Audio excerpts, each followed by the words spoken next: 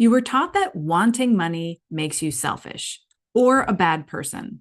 But what if that's the exact belief keeping you stuck?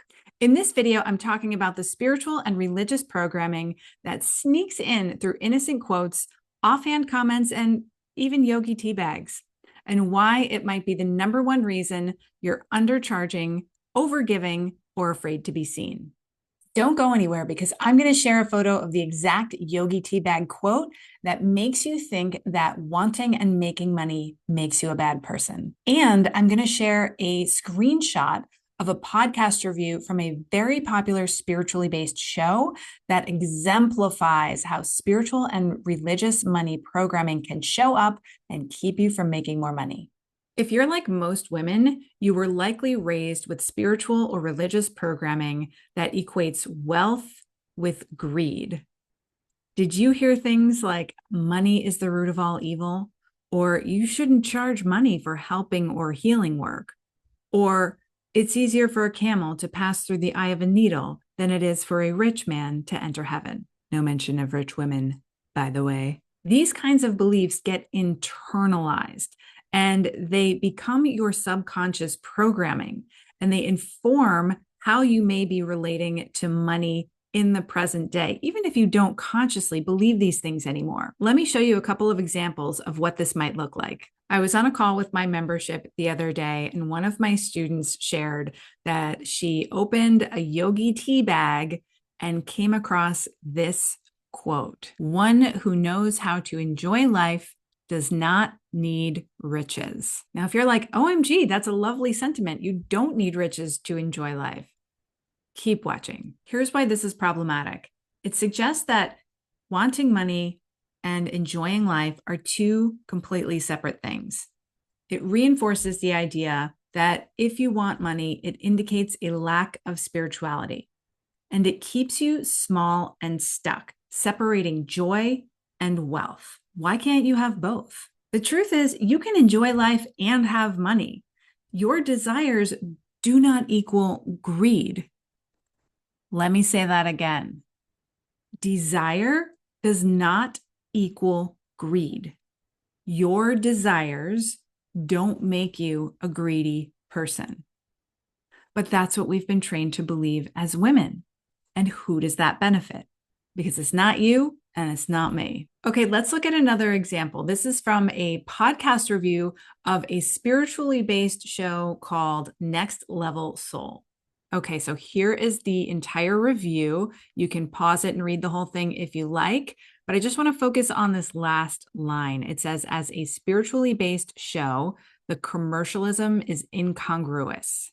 So this is so interesting, right? Because what this person is saying is that you shouldn't really have a spiritually based show that has all these commercials and is making money. There's like something a little off about that.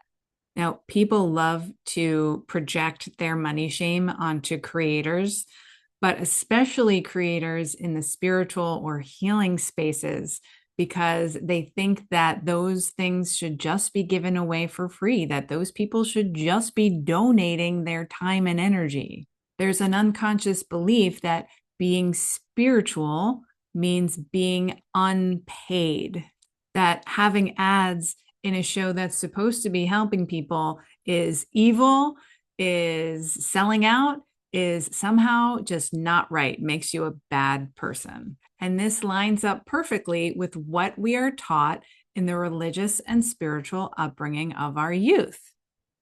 Who does this benefit?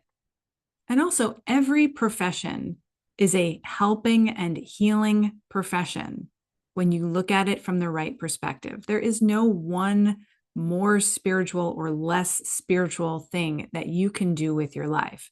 It's all about the intention and the energy that you bring to whatever it is that you do. The thing about making money is that it actually allows you to serve more people and do more good in the world. And most spiritual and religious people would agree that serving people is one of the highest things that you can do. So if you have more money, you can actually serve more people. That's somehow conveniently forgotten about when you run across podcast reviews such as this. Historically speaking, women are the majority of the healers and the helpers in the world.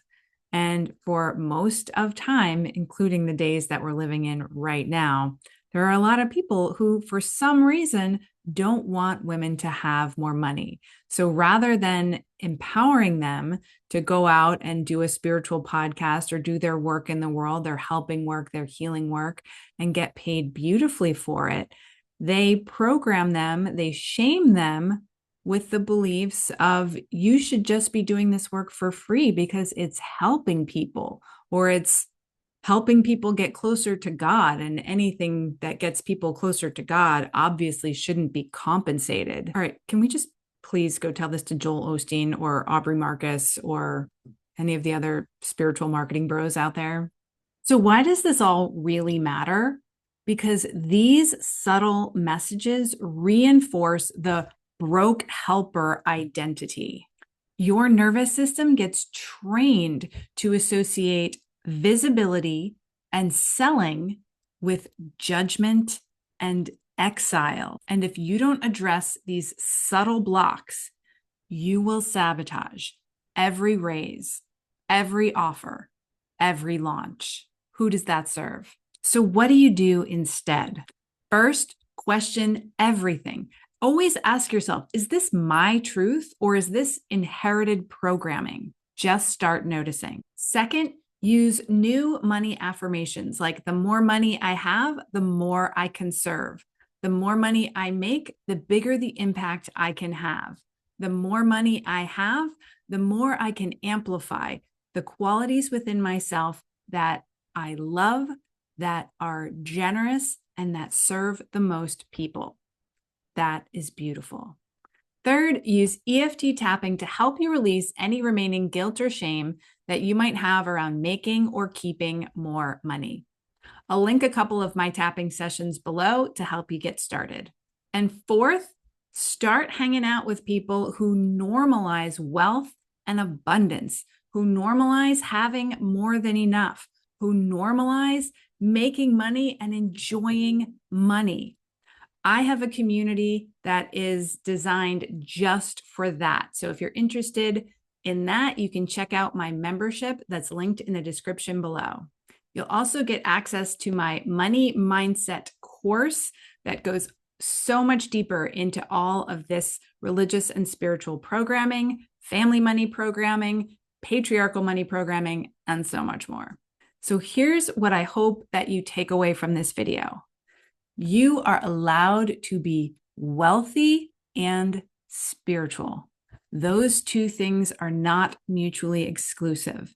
And what you've been taught about those things being mutually exclusive is simply a misunderstanding. I hope this video allows you to take your power back from those programs and live a big, abundant, wealthy life. If this video is helpful, please give it a like, subscribe to my channel, and I will look forward to seeing you again in the next one.